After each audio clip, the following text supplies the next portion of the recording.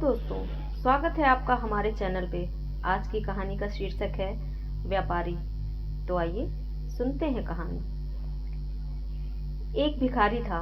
Rail सफर में भीख मांगने के दौरान एक सूट बूट पहने सेठ जी उसे दिखे।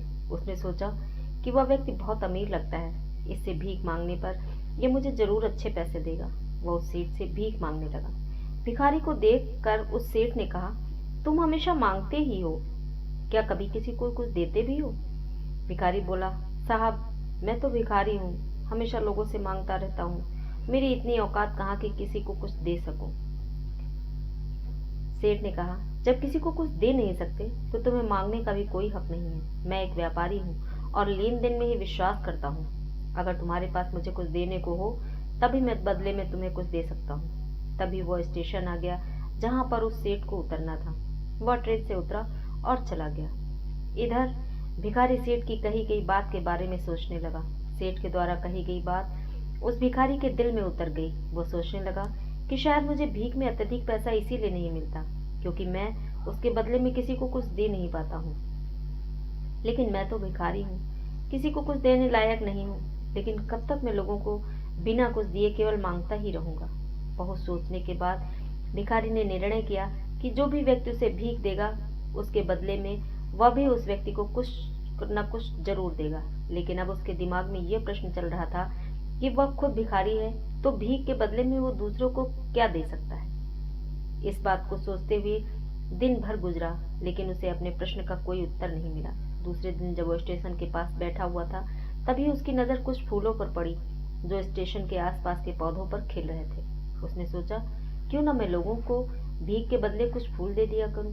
उसको अपना ये विचार अच्छा लगा और उसने वहां से कुछ फूल तोड़ दिए। वह ट्रेन में भीख मांगने पहुंचा। जब भी कोई उसे भीख देता तो उसके बदले में वह भीख देने वाले को कुछ फूल दे देता।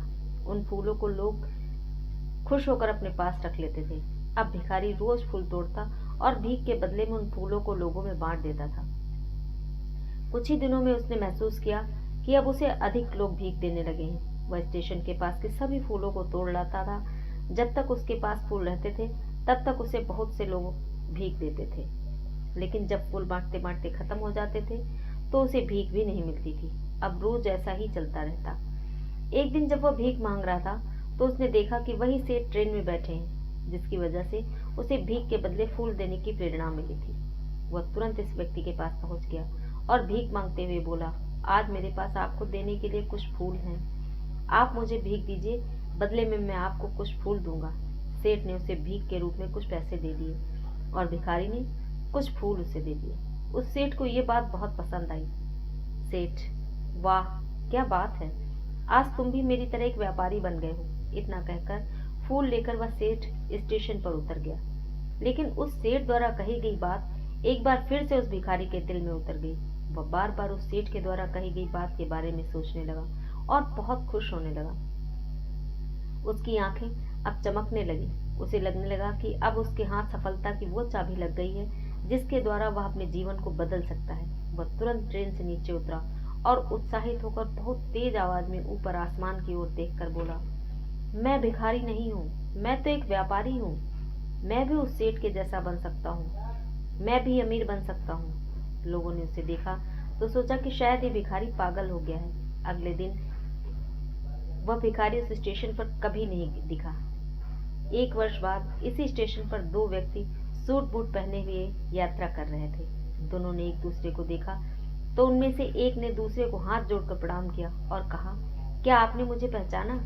सेठ, नहीं तो, शायद हम लोग पहली बार मिल रहे हैं। भिखारी, सेठ जी आप याद कीजिए, हम पहली बार नहीं बल्कि तीसरी बार मिल रहे हैं। सेठ बोला, मुझे याद नहीं आ रहा, वैसे हम पहले 2 बार कब मिले थे? अब पहला व्यक्ति मुस्कुराया और बोला, हम पहले भी 2 बार इसी ट्रेन में मिले थे। मैं वही भिखारी हूँ जिसको आपने अपनी पहली मुलाकात में बताया कि मुझे जीवन में क्या करना चाहिए, और दूसरी मुलाकात में बताया कि मैं वास्तव में कौन हूँ। नतीजा ये निकला कि आज मैं फूलों का एक बहुत बड़ा व्यापारी हूँ और इसी व्यापार के काम से दूसरे शहर जा रहा हूँ।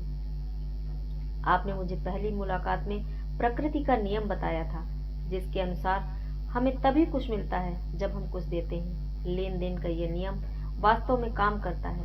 मैंने ये बहुत अच्छी तरह महसूस किया है, लेकिन मैं खुद को हमेशा भिखारी ही समझता रहा। इससे ऊपर उठकर मैंने कभी सोचा ही नहीं था। और जब आपसे मेरी दूसरी मुलाकात हुई, तब आपने मुझे बताया कि मैं एक व्यापारी बन चुका हूँ। अब मैं समझ चुका था कि मैं वास्तव में एक भिखारी नहीं, बल्कि व्यापारी बन चुका हूँ। समझ की बात तो ये है, भिखारी ने स्वयं को जब तक भिखारी समझा, वह भिखारी रहा। तो उसने स्वयं को व्यापारी मान लिया, तो व्यापारी बन गया। जिस दिन हम समझ लेंगे कि हम कौन हैं, अर्थात मैं भगवान का अंश हूँ, फिर जानने समझने को रह ही क्या जाएगा। तो ये थी हमारी आज की कहानी। अगर पसंद आए तो प्लीज़ कहानी को लाइक करें, चैनल को सब्सक्राइब ज़रूर कर लें। धन्यवाद।